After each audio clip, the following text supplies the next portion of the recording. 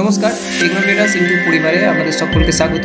তো দেখতেই পাচ্ছেন মার্কেট একটা ভালো বুলিশ মোমেন্টাম দেখাচ্ছে। আজকে প্রথমেই গ্যাপ আপ হয়েছে এবং তারপরে এখন দেখাচ্ছে ৫০০ পয়েন্টের কিন্তু একটা ভালো আপওয়ার্ড মোমেন্টাম।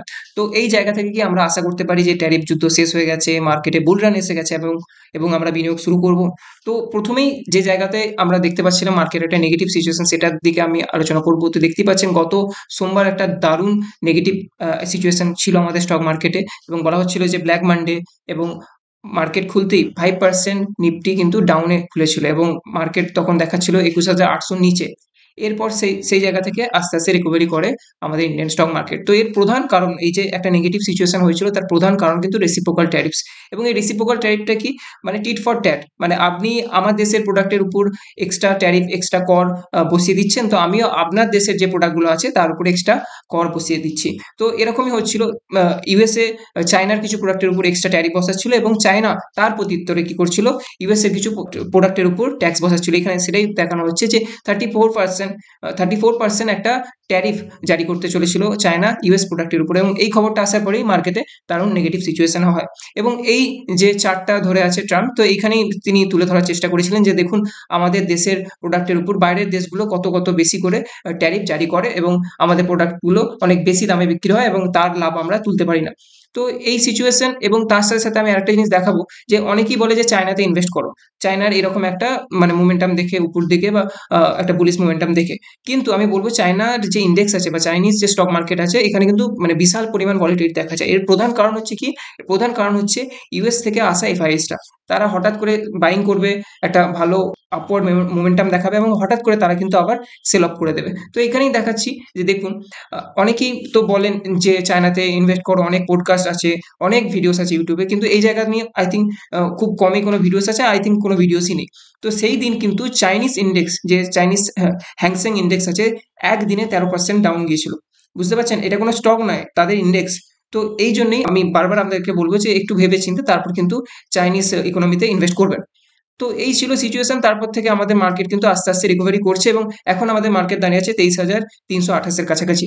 তো এর যে প্রধান দুটো কারণ সেটা আমি বলবো যে আরবিআই রেট কাট করেছে, পরপর দুবার রেট কাট করলো 0.25 বেসিস পয়েন্টে, এবং এই রেট কাটের ফলে কি হবে, আমাদের স্টক মার্কেটে লিকুইডিটি বাড়বে, মানুষ বেশি ব্যাংক থেকে লোন নিয়ে ইনভেস্ট করবে স্টক মার্কেটে, এটা একটা ভালো খবর। আর তার সাথে সাথে 6.5 একটা জিডিপি গ্রোথ দেখতে পেয়েছি আগের কোয়ার্টারের থেকে ভালো, এটা আরো বেশি হওয়া উচিত।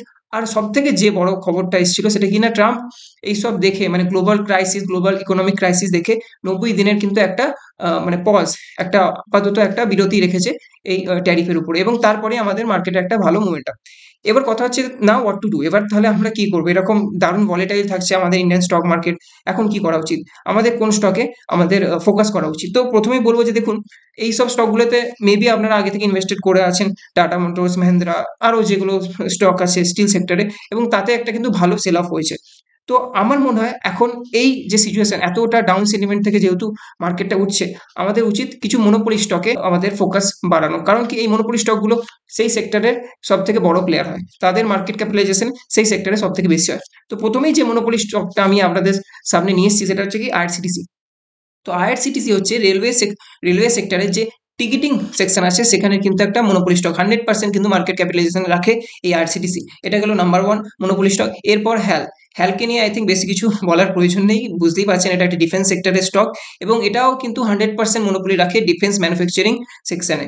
এরপর নাম্বার থ্রি সিডিএসএল। সিডিএসএল বুঝতেই পারছেন, যত মানুষ স্টক মার্কেটের প্রতি আরো বেশি ইন্টারেস্টেড হবেন এবং ডিমেট অ্যাকাউন্ট বেশি খুলবেন, ট্রানজাকশন বেশি করবে স্টক মার্কেটে, সিডিএসএল এর প্রাইসও বাড়বে, কারণ সিডিএসএল বেশি বেশি রেভিনিউ জেনারেট করতে পারবে। এরপর আসছে কোল ইন্ডিয়া।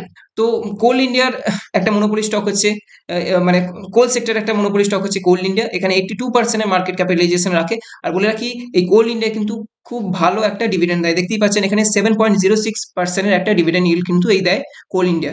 এরপর আসছে কি পিডিলাইট ইন্ডাস্ট্রিজ। তো পিডিলাইট ইন্ডাস্ট্রিজ যে স্টকটা আছে, এটা মেইনলি বলতে গেলে যে গন্ধ বা আঠা, ঠিক আছে, অ্যাডিসিভ সেক্টর আছে সেখানে একটা মনোপলি স্টক। এরপর আসছে নেসলে। নেসলে হচ্ছে এফএমসিজি সেক্টরে একটা মনোপলি স্টক। এরপর এমসিএক্স। তো কমোডিটি এক্সচেঞ্জ সেক্টরের একটা মনোপলি স্টক হচ্ছে এমসিএক্স, এবং এই সেক্টরেরও কিন্তু আস্তে আস্তে দেখতেই পাচ্ছেন এর ভালো র্যালি দিয়েছে এই স্টকটা, এবং এর যে ইন্টারেস্ট এটাও কিন্তু যেহেতু আমাদের ইন্ডিয়ানরা ডে বাই ডে স্টক মার্কেটের প্রতি ইন্টারেস্টেড হচ্ছে, তো এরও কিন্তু আমরা একটা ভালো ফিউচার আশা করি। এরপর আসছে কি সিনজেন, তো সিনজেনও একটা কিন্তু মনোপলি স্টক, এবং এটাও কিন্তু ভালো একটা র্যালি দিয়েছে, এবং এই স্টকটার কিন্তু আরো পোটেনশিয়াল আছে। এরপর প্রাজ ইন্ডাস্ট্রিজ, তো প্রাজ ইন্ডাস্ট্রিজ দেখুন আমাদের বর্তমান যে সেন্ট্রাল গভর্নমেন্ট আছে সে কিন্তু ইথানল সেক্টরের উপর ফোকাস করছে, এবং এই ইথানল প্ল্যান্টেশনেরই কিন্তু 60% একটা মার্কেট ক্যাপিটালাইজেশন রাখে এই প্রাজ ইন্ডাস্ট্রিজ, তো এটাও একটা মনোপলি স্টক। এরপর আসছি আইটিসি, তো সিগারেট সেক্টরের একটা মনোপলি স্টক। এরপর আসছে কি হিন্দুস্তান জিঙ্ক, তো জিঙ্ক সেক্টরের যে মনোপলি স্টক সেটা কি না হিন্দুস্তান জিঙ্ক, এবং এও কিন্তু ভালো ডিভিডেন্ড দেয়, 7.12% কিন্তু ডিভিডেন্ড ইল্ড। এরপর ভেল, বুঝতেই পারছেন পাওয়ার সেক্টরের একটা স্টক, এবং এখানেও আমরা দেখতে পাচ্ছি যে পাওয়ার ইকুইপমেন্ট সেক্টরে কিন্তু 67% একটা মনোপলি স্টক হচ্ছে ভেল। এরপর যে স্টকটা আছে ডিএলএফ, তো বুঝতেই পারছেন যে ডে বাই ডে আমাদের যে রিয়েল এস্টেট আছে তার প্রাইসিং বাড়ছে, এবং রিয়েল এস্টেট সেক্টরের কিন্তু একটা মনোপলি স্টক হচ্ছে এই ডিএলএফ। এরপর যে স্টকটা আসছে সেটা কি না ইন্ডিয়ান এনার্জি এক্সচেঞ্জ, তো এই এনার্জি সেক্টরের কিন্তু একটি মনোপলি স্টক হচ্ছে আইএক্স, তো এটাকেও আপনি আপনার ওয়াচ লিস্টে রাখবেন। এরপর আসছে camps, camps mainly monopoly stock, আমরা যে মিউচুয়াল ফান্ড করি তো সেই মার্কেটের কিন্তু একটা মনোপলি স্টক হচ্ছে ক্যাম্পস। এরপর আসছে অয়েল সেক্টরের একটা মনোপলি স্টক, সেটা কি মারিকো, 73% একটা মনোপলি রাখে অয়েল প্রোডাকশনে। And last but not the list, শুভ নববর্ষ। আমাদের এই টেকনো ট্রেডার্স ফ্যামিলি আপনাদের সকলকে জানায় শুভ নববর্ষ, নতুন বছর আমাদের খুব ভালো কাটুক, আপনারা খুব ভালো থাকবেন, খুব উন্নতি করুন, এই বলেই এই ভিডিওটি এখানেই শেষ করলাম। Thank you for watching.